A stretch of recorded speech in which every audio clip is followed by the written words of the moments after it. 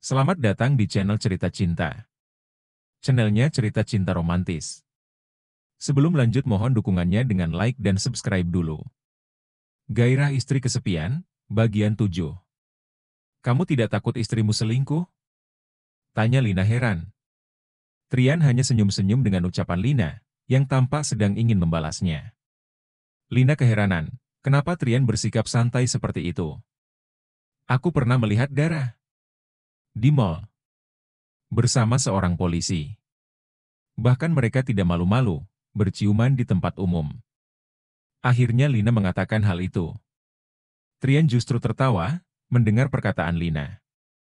Kok kamu malah tertawa? Tanya Lina makin heran. Lina, aku ini suaminya. Aku lebih tahu tentang Dara daripada siapapun, jawab Trian dengan santai. Trian merasa kelelahan berdiri.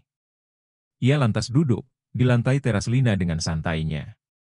Lina yang penasaran dengan respon Trian, akhirnya ikut duduk di teras rumahnya. Jadi, kamu sudah tahu kalau istrimu selingkuh? Tanya Lina penasaran. Trian sangat senang memandangi wajah antusias dan penasaran yang Lina perlihatkan. Tentu saja. Jawab Trian datar. Lina semakin terkejut. Matanya membulat, menatap Trian tak percaya. Kamu gila ya? Tahu istri selingkuh, tapi dibiarkan. Ia meninggikan suaranya. Aku menikahinya memang untuk menutupi perselingkuhannya, jawab Trian santai. Lina memegangi kepalanya. Ia hanya berniat membuat Trian khawatir dengan istrinya yang kemungkinan selingkuh. Realitanya, justru ia sendiri yang terkejut dengan kenyataan yang ada. Trian, kamu gila? Bisa-bisanya kamu melakukan hal itu, ujar Lina tak percaya. Sejauh yang ia tahu, Trian merupakan orang yang teguh pada prinsipnya. Apa yang tidak bisa dilakukan orang demi uang? Aku juga sama seperti itu, ucap Trian dengan santainya. Lina masih tidak percaya, Trian menjadi orang seperti itu. Ia kira, Trian selama ini menjalani kehidupan yang baik, karir baik, istri cantik, dan keuangan yang stabil. Tidak seperti dirinya, yang harus bekerja keras demi menghidupi dirinya dan keluarganya. Kehidupan Lina juga membaik, sejak berpacaran dengan Rudy, sampai akhirnya mereka menikah. Kamu tidak mungkin seperti itu, Trian. Apa kamu sedang mengarang cerita untuk membodohiku? Tanya Lina sembari tertawa kecil. Trian memandang lekat wajah Lina. Tatapannya serius. Aku mengatakan yang sebenarnya, ucapnya datar. Lina tak bisa berkata-kata lagi. Trian memang jelas sedang berbicara serius. Sebelum kami menikah, Dara sudah banyak masalah. Salah satunya dia jatuh cinta kepada suami orang, seorang polisi bernama Rivaldo, ucap Trian getir. Memang pihak keluarganya tidak ada yang menasihati. Tanya Lina heran. Trian tertawa kecil. Kalau menasihati sudah pasti, sampai berbusa mengingatkan Dara untuk berhenti. Tapi, karakter Dara memang keras kepala, tidak bisa diatur dan dinasihati. Pihak lelakinya bagaimana? Kenapa sudah punya istri, tapi masih gatal pacaran dengan wanita lain? Lina merasa kesal mendengar ceritanya. Namanya juga cinta. Mau dihalangi bagaimanapun, juga tetap saja mereka punya cara untuk bisa bersama, timpal Trian ngambang. Kalau memang cinta, ceraikan dululah istrinya. Gerutu Lina kesal. Trian memicingkan alisnya. Kok malah aku yang kena marah? Protesnya heran. Siapa yang marah? Aku cuma emosi saja dengan ceritamu. Kesal Lina jengkol. Trian tertawa, melihat ekspresi Lina yang lucu. Lina, tidak semua hal sesederhana yang kita pikirkan. Mengurus perceraian untuk abdi negara itu, prosesnya sulit dan rumit. Apalagi mertuanya punya posisi yang tinggi. Kabarnya seorang jenderal bintang 2. Bahkan dari pihak istri sah, hampir ingin membunuh Dara, karena dianggap sebagai selingkuhan Rivaldo. Untuk menutupi kenyataan itu, ayah Dara memintaku untuk menikahinya. Sebagai imbalan, aku diberi jabatan yang cukup tinggi di perusahaan. Bisnis keluargaku yang hampir bangkrut, juga mereka beri modal tambahan. Jadi, seperti itu ceritanya, aku bisa menikah dengan Dara. Lina mendengarkan dengan cermat, setiap kata yang keluar dari mulut Trian. Ia benar-benar menjadi kasihan dengan nasib mantan pacarnya itu. Apa kamu baik-baik saja? Tanya Lina khawatir. Meskipun Trian bercerita dengan santai seolah tak ada beban. Ia tahu jika lelaki itu pasti mengalami kesulitan untuk menjalani hidupnya. Hahaha. Trian tertawa mendengar pertanyaan Lina. Bagaimana ya caraku menjawabnya? Trian kembali menatap Lina. Tentu saja aku tidak baik-baik saja, ucapnya getir. Untung saja komplek perumahan mereka masih sepi tak berpenghuni. Dengan leluasa, mereka bisa membahas hal serius semacam itu di luar rumah. Tak ada orang lain yang mendengar, kecuali mereka berdua. Hidupmu sangat rumit, ujar Lina mengernyit. Tidak rumit jika tidak dipikirkan. Cukup jalani saja apa adanya, kata Trian dengan santai. Pantas saja kalian sudah 5 tahun menikah, tapi belum memiliki anak, guman Lina datar. Trian tersenyum. Dara sudah punya anak, jawabnya santai. Apa? Lina menoleh ke arah Trian, sambil membulatkan mata. Lagi-lagi ia dibuat terkejut. Dara sudah punya anak dengan Rivaldo. Mungkin sekarang umurnya sudah 5 tahun, kata Trian dengan pandangan kosong.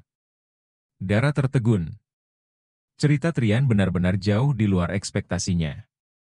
Ia penasaran, mengapa Trian bisa menyembunyikan hal sebesar itu selama ini.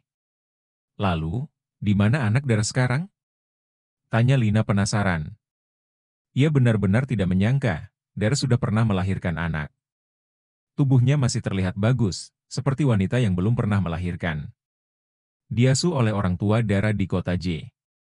Namanya Valda. Di keluarga Dara, statusnya adalah adik Dara, jawab Trian santai.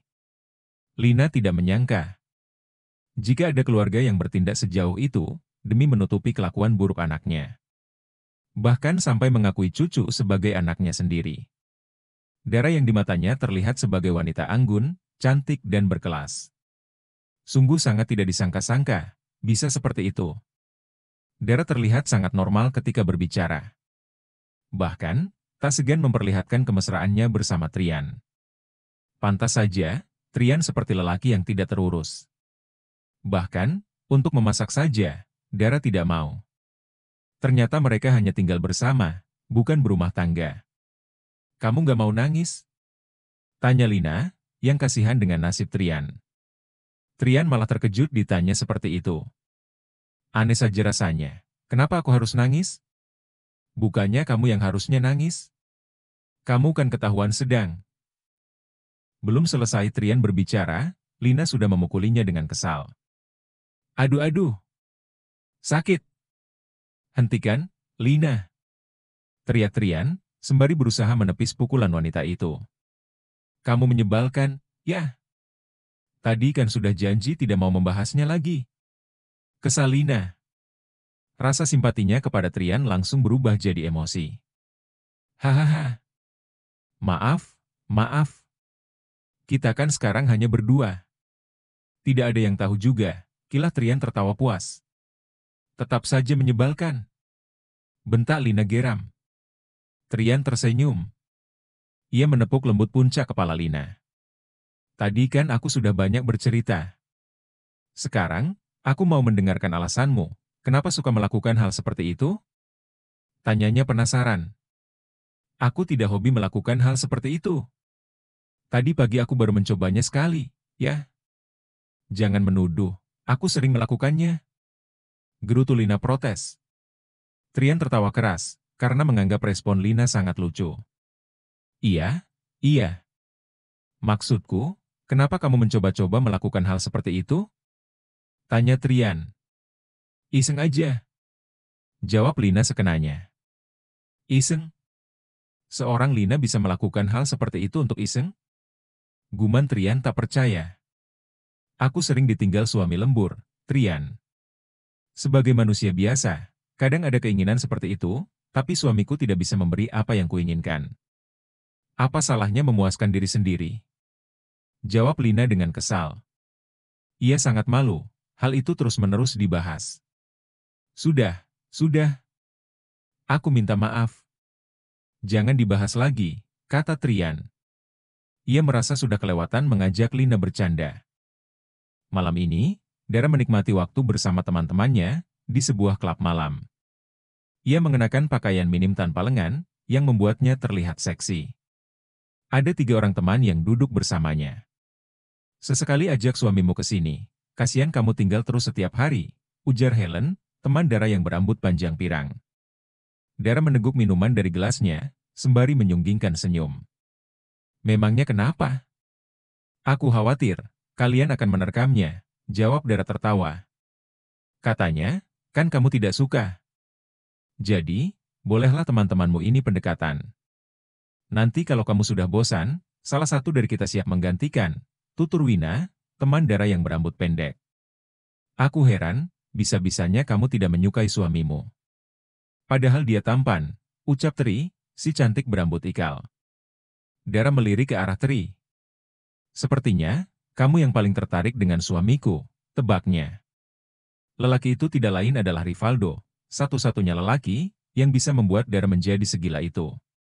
Ketiga teman Dara tidak pernah menyangka, jika Dara yang mereka kenal, bisa terobsesi dengan suami orang. "Sayang, akhirnya kamu datang. Ayo, aku kenalkan kepada teman-temanku," ajak Dara dengan nada yang manja. Rival menurut. Ia menghampiri ketiga teman Dara, dan berkenalan dengan mereka. Ia turut bergabung dalam obrolan, sembari menikmati minuman memabukkan itu. Ketiga teman Dara, terlihat canggung dengan tingkah Dara, yang terus menempel pada Rival. Dara tak ada malu-malunya, duduk di pangkuan Rival sembari berciuman. "Aku jadi kasihan dengan Trian kalau begini," kata Tri, dengan nada sangat lirih kepada 2 temannya. "Kamu pikir, aku tidak merasa begitu?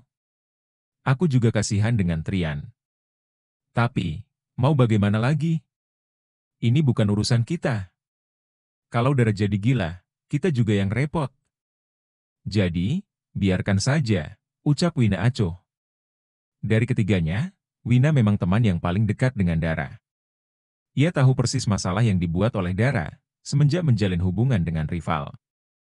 Mengerikan. Satu kata yang bisa menggambarkan semuanya. "Dia polisi, kan? Kenapa bisa begitu kelakuannya?" bisik Helen kesal. "Mana ada sih yang mengalahkan pesona Pak Rival. Dara itu sudah cinta mati, jadi tidak ada yang menarik lagi baginya," sahut Wina. Dara tersenyum, sekali lagi ia meneguk minumannya. Teman-teman Dara memang sudah tahu bagaimana kehidupan rumah tangganya. Bukan rahasia lagi kalau dia lebih menyukai suami orang. "Dara, panggil seseorang." Mereka menoleh ke arah suara. Tampak seorang lelaki tinggi, dengan badan yang tegap telah berdiri, tak jauh dari mereka. Wajah Dara seketika berubah menjadi ceria. Ia meninggalkan tempat duduknya, dan berjalan menghampiri lelaki itu.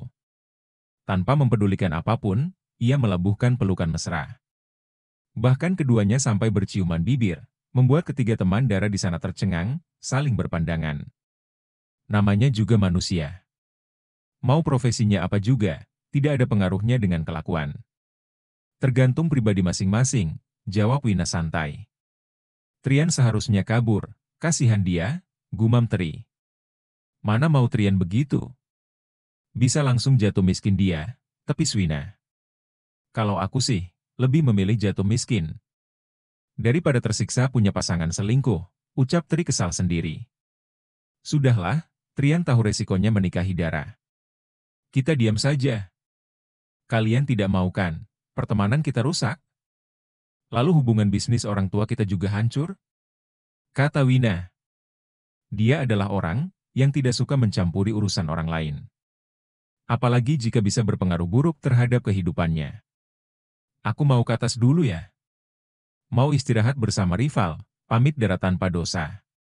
Ketiga teman Dara langsung terdiam, menghentikan pembicaraan mereka. Oh iya, Dara. Selamat istirahat dan menikmati, jawab Wina asal. Dara menggandeng tangan Rival bersamanya. Mereka berjalan menuju ke lantai atas klub malam tersebut, di mana terdapat kamar-kamar yang bisa disewa untuk beristirahat. Jadi, besok kamu sudah harus kembali? Tanya Dara. Ia masih belum puas menghabiskan waktu bersama Rival. Iya, Sayang, acaraku di sini kan hanya 4 hari. Besok aku sudah harus kembali. Dara memeluk rival dengan erat. Aku ingin bisa lama bersamamu, rengeknya manja. Aku juga sama. Tapi, mau bagaimana lagi? Aku harus menjalankan tugas, jawab rival. Tapi, akan aku usahakan, supaya bisa dimutasi ke kota ini. Supaya bisa lebih lama bersamamu, imbuhnya. Dara merasa senang mendengarnya. Ia mengajak rival untuk naik ke atas ranjang. Mereka berbaring di sana, berpelukan, dan berciuman. Apa hubunganmu dengan istrimu masih baik? Tanya Dara tiba-tiba. Rival menggeleng. Aku sudah mengabaikannya sejak mengenalmu, ucapnya sembari menyelipkan helaian rambut Dara yang menutupi wajah ke belakang telinga. Aku ingin sekali cepat bercerai dengannya. Tapi, aku rasa dia masih sangat keras kepala. Aku harap kamu bersabar, sampai dia menyerah dan meminta bercerai, sambung rival. Bagaimana kalau setelah itu, kita kabur ke luar negeri? Ajak Dara menatap pria itu. Tentu. Kemanapun kamu mau pergi, akan aku turuti. Rival mengiyakan kemauan Dara. Keduanya kembali berpelukan, saling melepas kerinduan karena jarang bisa bertemu. Mereka harus menyembunyikan hubungan selama bertahun-tahun, agar tidak diketahui oleh pihak keluarga istri rival. Rival menikahi istrinya juga bukan atas dasar cinta. Dia menikahi istrinya, hanya agar bisa cepat naik jabatan. Akan tetapi, ketika bertemu kembali dengan Dara, yang merupakan cinta pertamanya, rival tak lagi menginginkan karir sebagai yang utama. Ia ingin meninggalkan semuanya demi Dara. Masalahnya, tidak semudah itu untuk berpisah. Jika sampai ketahuan selingkuh, nyawanya dan nyawa Dara bisa melayang di tembak mertua. Jadi, rival membiarkan istrinya kesepian, dengan pengabaiannya, hingga akhirnya mau bercerai. Pernikahan rival dengan istrinya yang sudah berjalan 6 tahun itu, belum dikaruniai anak. Justru, rival sudah memiliki anak dari hubungannya dengan Dara. Rival ingin istrinya menyerah sendiri. Sayang, aku lagi pengen nih. Ayo puaskan aku sampai pagi, sebelum kamu pergi, pinta Dara dengan tatapan penuh gairah. Keinginan Dara disambut rival. Keduanya memang saling merindukan. Seperti hal yang sudah menjadi kebiasaan, mereka langsung melepaskan yang menghalanginya, bergumul dalam kondisi sudah polos tanpa ada yang menempel. Keduanya saling pagut dengan liar, dan tangannya yang saling menyentuh satu sama lain. Gairah mereka sudah membara, hingga tak mempedulikan lagi apapun di dunia. Dengan penuh semangat, rival memasukkan kebanggaannya ke 0 kilometer, yang 1 bulan ini tak ia kunjungi.